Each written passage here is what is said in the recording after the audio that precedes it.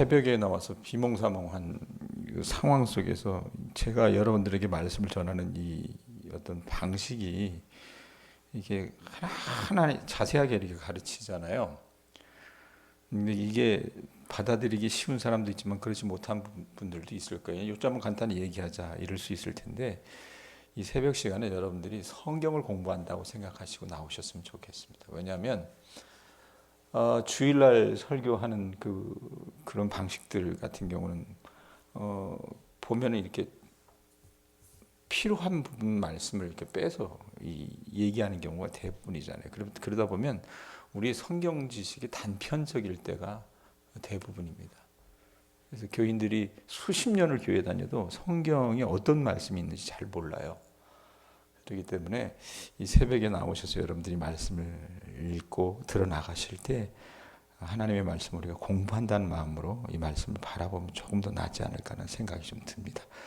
자, 이방인의 사도로 바울은 그가 가는 곳마다, 이 도시마다, 회당마다, 심지어 말년에는 로마 감옥에서까지 정말 많은 설교를 했습니다. 사실은. 그래서 바울 서신이 많잖아요. 신약에 보면. 그런데 그 설교 내용 가운데 처음부터 끝까지 기록된 것은 어제 우리가 읽었던 것, 또 오늘 우리가 읽게 되는 이 사도행전 이 13장의 말씀, 그러니까 비시디아 안디옥 회당에서 전한 이 첫 메시지뿐입니다. 그럼 그 이후의 설교들은 왜 수록하지 않았을까? 크게 다르지 않았기 때문에, 내용이 다르지 않기 때문에 수록하지 않은 것 같아요. 자, 그런데 오늘 우리는 32절부터 봤지만 어제 30절 한번 보세요. 30절 보면 바울이 얘기하는 건 뭐냐면 예수 그리스도에 대해서 증언하는 거예요. 증거하는데, 자, 하나님이 죽은 자 가운데서 그를 살리신지라 이렇게 얘기를 해요. 자, 예수를 못 박은 유대인들은 그 예수님이 메시아인 것을 몰랐어요. 그래서 유대인들이 몰라서 예수를 죽였지만 하나님은 여러분 모든 것을 다 알고 계시는 분이시기 때문에 이 인간들을, 우리를 구속하시기 위해서 하나님의 그 구속사역은 절대로 패배하지 아니하시며 거기에 굴복하지도 않고, 그래서 어떻게 하셨습니까? 죽은 자 가운데서 예수를 살리셨다는 거예요. 그리고 예수님께서 죽음에서 일어나신 후에 다음에 주님의 사랑하는 제자들에게 여러 날 보이셨고 그 제자들은 가는 곳마다 예수님이 살아나셨다는 것을 증거하는 증인이 됐다고 31절에 얘기합니다. 그런 다음에 이어지는 게 이제 32절 말씀인데, 이 예수님이 죽음 가운데서 그런 부활하신 것이 이게 그냥 하루아침에 갑자기 일어난 일이냐, 즉흥적으로 생긴 일도 아니다. 우연하게 발생한 사건이 아니라 이건 다 구약에서의 말씀을 어떻게 해요? 응하게 하는 것이다. 말씀 구약에서 예언한 말씀 그대로 이루어진 사실이라는 것을 성경을 들어서 이제 바울이 그 비시디아 안디옥 그 회당에 있는 유대인들에게 논증을 하는 거예요. 예? 자, 그게 41절까지 쭉 이어지는데 구약의 말씀을 7번이나 가지고 옵니다. 우선 한번 보세요. 33절 보면 뭐라 그래요? 33절 중간인가요? 거기 보면 뭐라고 얘기합니까?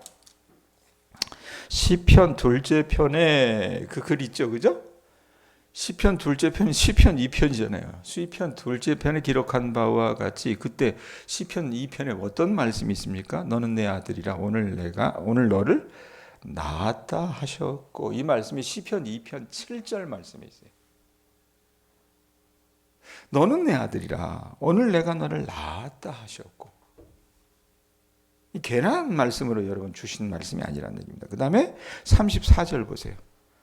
34절 보면 또 뭐라고 얘기합니까? 또 하나님께서 죽은 자 가운데서 그를 일으키사 다시 살리셨잖아요. 그래놓고 다시 썩음을 당하지 않게 하실 것을 가르쳐 이르셨어. 이것을 어떻게 해요? 미리 말씀하셨다는 얘기입니다. 구약에. 그러면서 뭐라고 얘기합니까?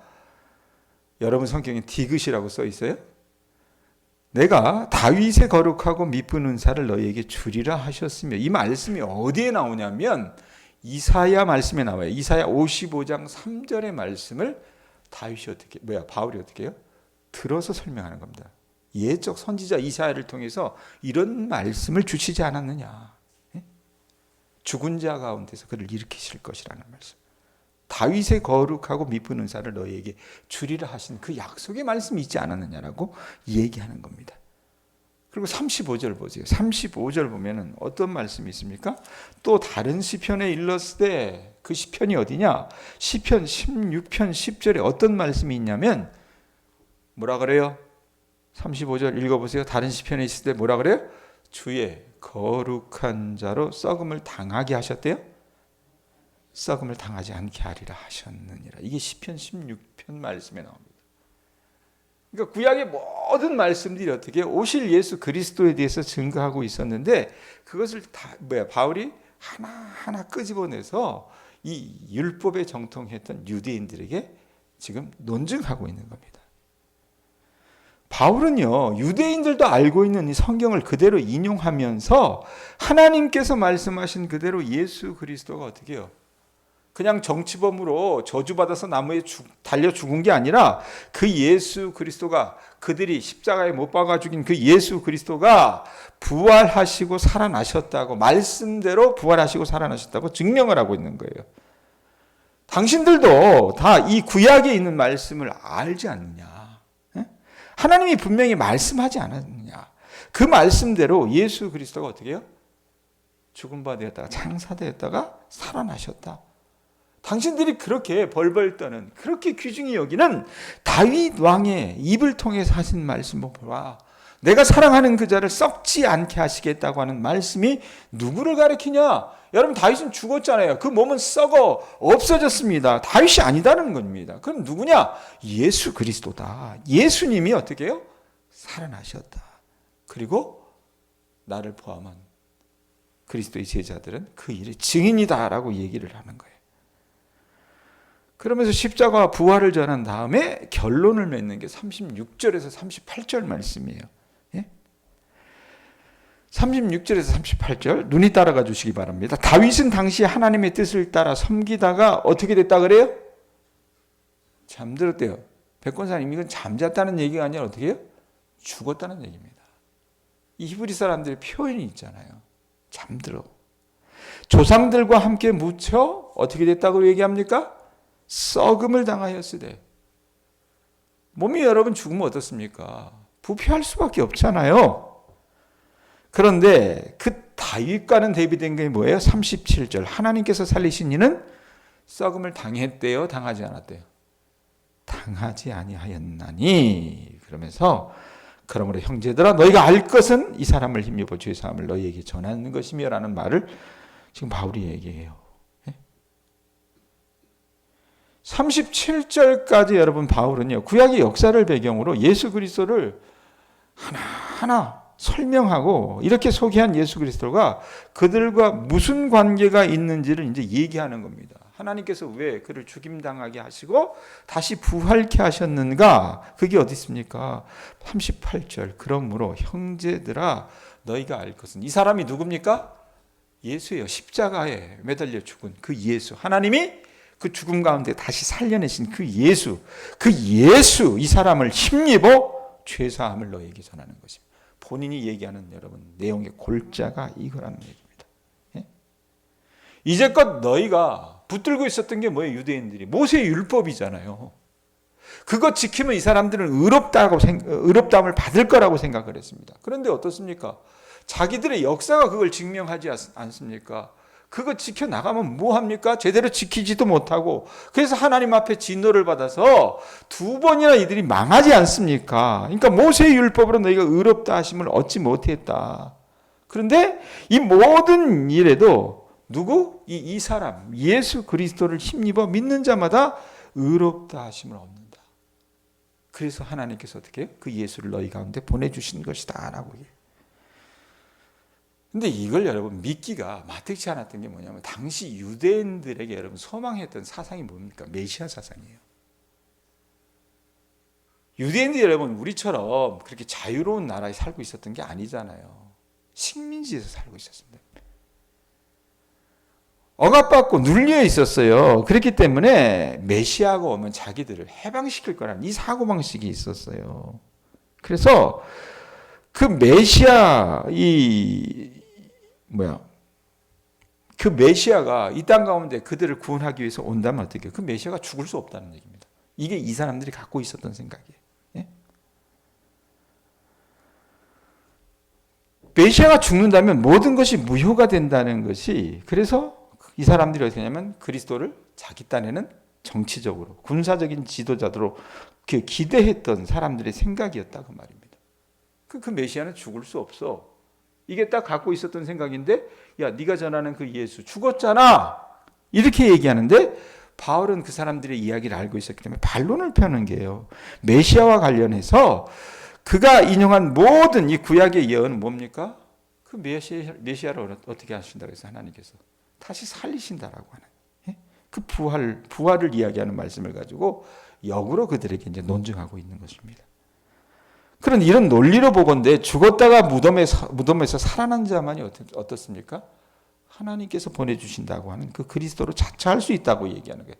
그 요점을 명확히 밝혀내고자 여러분 바울은요, 다윗 왕과 예수님을 비교했던 거라고 말입니다. 모두에게 위대한 왕으로 인정받는 다윗은요, 하나님께 순종하며 어떻게 해요? 장수하다가 인간이기 때문에 죽었어요. 그리고 그 몸은 무덤에서 썩었습니다. 반면에 예수님은 아버지를 통해 기적적으로, 하나님 아버지를 통해 기적적으로 몸으로 부활하여 어떻습니까? 바울과 그 사람들 앞에 지금도 살아계신다라고 얘기하는 거예요.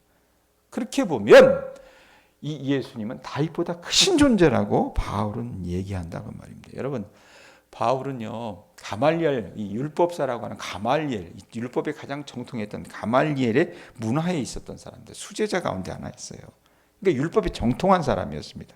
이 율법에 대해서 분명하고도 너무나도 잘 알고 있었기 때문에 지금 이 이야기를 그 회당의 유대인들에게 하고 있는 겁니다. 아무리 율법을 지켜도 의롭다함을 받을 수 없다는 것을 분명히 얘기해요. 그러니까 그의 이런 메시지에 반박할 사람은 아무도 없었을 겁니다. 왜냐하면 율법은 아무리 지키려고 해도 어떻습니까? 지키지 못할 뿐만 아니라 설령 지킨다 하더라도, 오늘 우리가 설령 지킨다 하더라도 내일을 장담할 수 없기 때문에 자기가 용서받았다고 하는 확신이 안 생긴다고 말이에요. 그러니까 유대인들도 이 율법의 의와 같은 율법의 이와 같은 속성에서 자유롭지 못했습니다. 바울이 이 부분을 이제 지적하고 있는 거예요. 너희가 아무리 율법을 성전에서 외우고 읽고 그대로 지킨다고 하지만 그 율법 때문에 너희들이 의롭다함을 받은 일들이 있었느냐? 한 번도 없지 않았느냐? 그러므로 예수 그리스도를 믿어라. 그리하면 너희 모든 죄가 사함을 얻을 것이고 하나님 앞에 의롭다함을 얻을 것이다라고 얘기하는 거라고 말입니다. 자, 이렇게 귀한 복음에 관한 메시지를 바울이 딱 전했어요. 전하면 여러분 반응이 있을 거 아닙니까? 사람들이 어떻게 반응했을 것 같아요? 두 부류로 반응했습니다. 예? 그 중에 한 부류가 뭐냐면 성령께서 구원하시기를 기뻐하시는 사람들의 마음은 뭐냐? 마음이 활짝 열렸어요. 그래서 수긍하고 믿음의 고백들이 흘러나왔습니다. 아, 우리가 모르고 죽인 그 예수가 메시아로 오신 것이었구나. 이때까지 우리가 그걸 모르고 있었구나. 그 메시아가 오셨다면 바울의 말처럼 그 메시아는 나의 죄를 용서해 주실 수 있는 분이구나. 내가 그분을 믿어야 되겠다. 이렇게 진지한 모습으로 나타났다고 말입니다. 그런데 꼭 그런 건 아니었어요.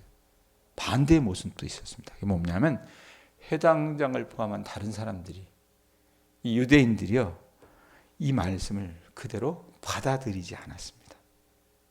그래서 바울이 40절에 경고해요. 40절 보세요. 뭐라고 얘기합니까? 그런즉 너희는 선지자들을 통하여 말씀하신 것이 너희에게 미칠까 삼가라.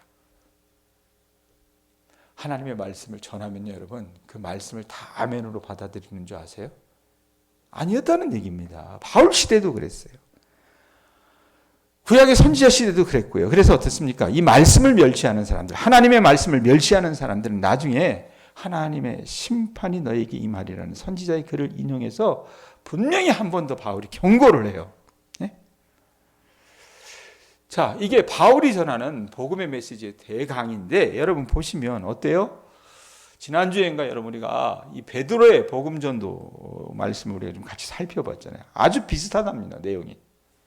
그러니까 바나바와 바울이나 베드로나 스데반이나 그들이 전한 설교의 내용이요, 이 복음 전도의 메시지는 거의 유사합니다. 이유가 뭘까?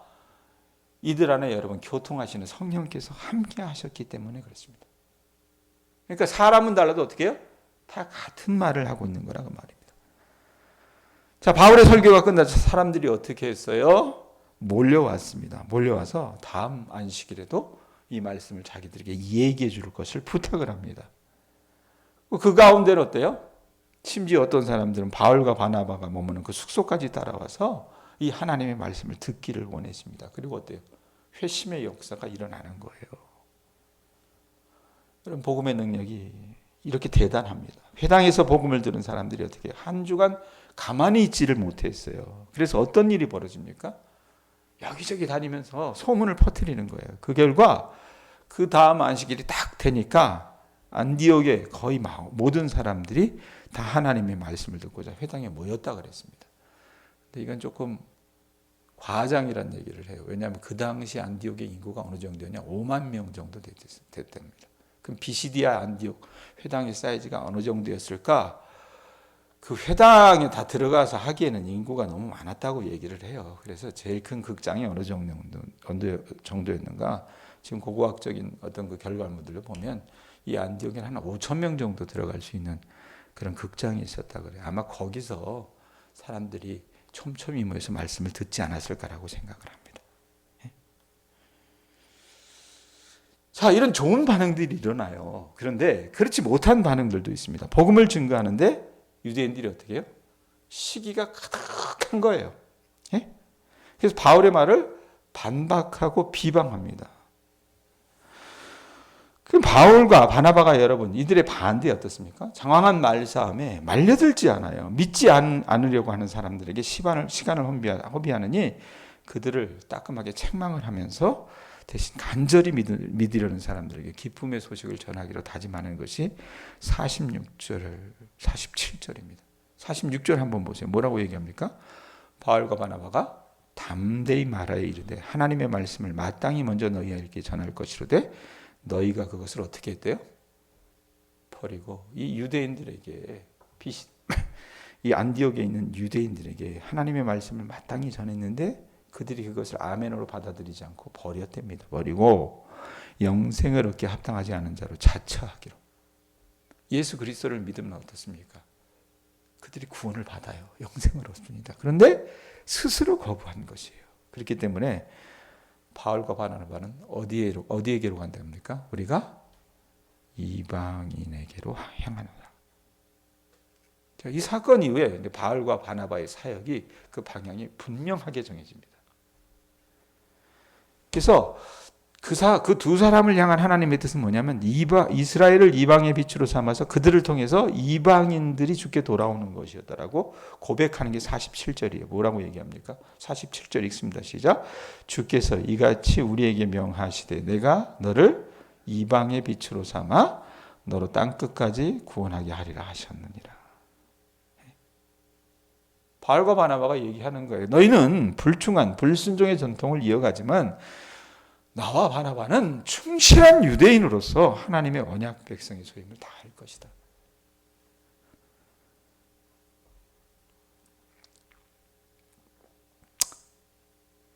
자, 그리고 나서 여러분 어떤 반응이 있어요? 유대인들의 반응과는 다르게 이방인들이 어떻게 반응합니까? 48절 보세요.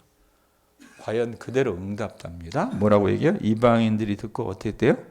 기뻐하여 하나님의 말씀을 찬송하며 영생을 주시기로 작정된 자는 다 뭐 했대요? 믿더라라고 얘기합니다. 그러고 나서 이어지는 49절에서 52절 끝까지 말씀은 바울과 바나바가 그곳에서 사역한 결과로 복음이 어떻게 해요? 그리스도를 전파하는 이 복음이 온 지방에 두루 퍼졌고 그들은 다짐한 대로 메시아 예수님을 이방인에게 이제 계속 전하게 됩니다. 자, 이러니까 어떻게 해요? 좋은 반응도 있지만 계속 보지만 유대인 종교 지도자들이 가만히 두지를 않는 거예요. 그래서 이들을 핍박하기 시작합니다. 유력자들의 아내 귀부인이라고 그러잖아요. 이들에게 가서 이바구짓을 해요. 저것들이 아주 몹쓸 것을 전한다. 이래가지고 결국 바울과 바나바를 그 지역에서 쫓아냈고 이 두 사람은 말씀에 있는 것처럼 자기들 발에 티끌을 털어버리고 이고니온으로 떠나게 됩니다. 그러고 나서 어떤 일이 벌어져요? 52절 보세요. 52절. 제자들은 이 안디옥에 있는 이 제자들은 어떻게 됐대요? 기쁨과 성령이 충만하니라라는 말씀이 오늘 말씀의 내용입니다. 자, 어떻게 보면 적용점을 안 잡고 그냥 이 서사만을 제가 그냥 계속 이렇게 설명을 했어요. 아까 제가 초두에 성경을 공부해야 된다고 그랬어요. 이 말씀을 여러분 오늘 공부한 걸로 여러분 이제 아셨으면 좋겠습니다. 하나님의 말씀을 여러분 전했을 때 두 가지 반응이었어요. 유대인들은 이 말씀을 제대로 받았습니까? 받지 않았습니다. 그러나 하나님이 택하신 사람들은 이 말씀을 그대로 믿고 수용했다는 것을 여러분들이 아셨으면 합니다. 저는요, 우리 교우들이 전자보다는 후자에 가 있을 수 있기를 주님의 이름으로 축원합니다. 받아들이실 줄 알아야 돼요. 아멘으로. 예? 그런 역사가 우리 교우들 가운데 있을 수 있기를 바랍니다. 예? 우리가 믿어야 될 것은 그리스도의 복음입니다. 내가 이제껏 살아왔던 내 어떤 신앙의 연륜이나 내 어떤 경력이나 이런 것이 아니라 세상의 빛으로 오신 예수 그리스도의 이 복음을 여러분들이 날마다 신앙하시고 이 복음을 믿음으로 말미암아 그리스도 안에서 의롭게 되는 그 은혜를 체험하실 수 있는 주님의 자녀들 되실 수 있기를 축원드립니다. 기도하겠습니다.